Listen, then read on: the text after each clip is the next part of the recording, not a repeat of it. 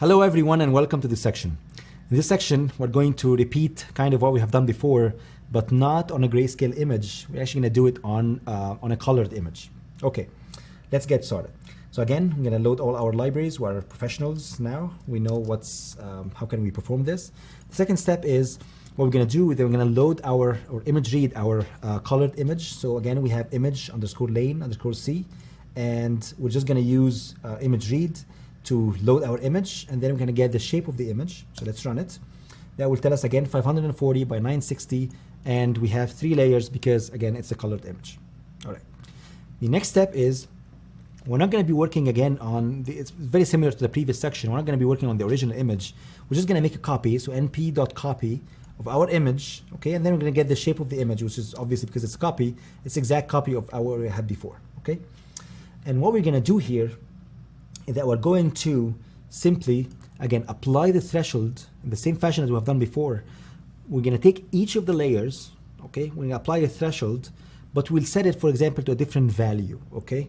Instead of having setting to 255, let's say we'll set it to 200 or maybe 210 and see what's going to happen.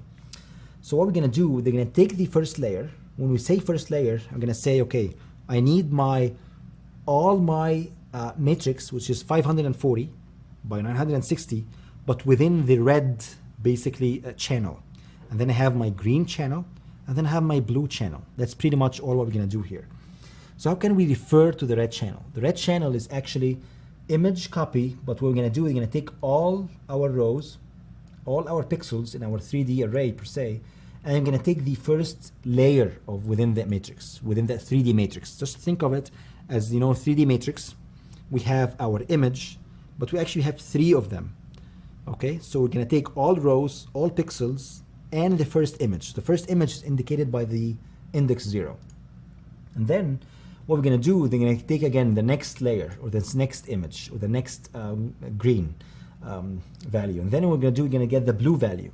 And then what we're gonna do in the exact same fashion as we have done before, we're gonna say, okay, let's pick the pixels that are below, let's say 200 or 240 or whatever, and for all of them, okay, and here we're setting to this basically indicates or, so we're going to saying this or this or this, and all of them, okay, we're going to set it to 0, okay, and then we can just plot the image, and that should show us the value, okay.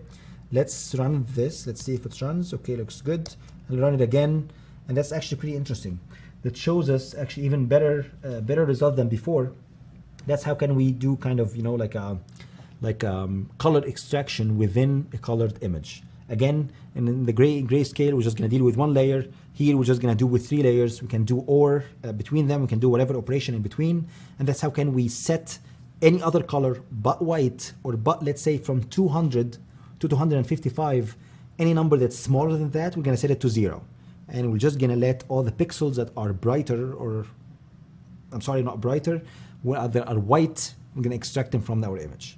All right, that's pretty much all what I have for you guys. You guys can go ahead and change, for example, the number here of the threshold values and play with it. Hope you guys enjoyed that section, and see you in the next section.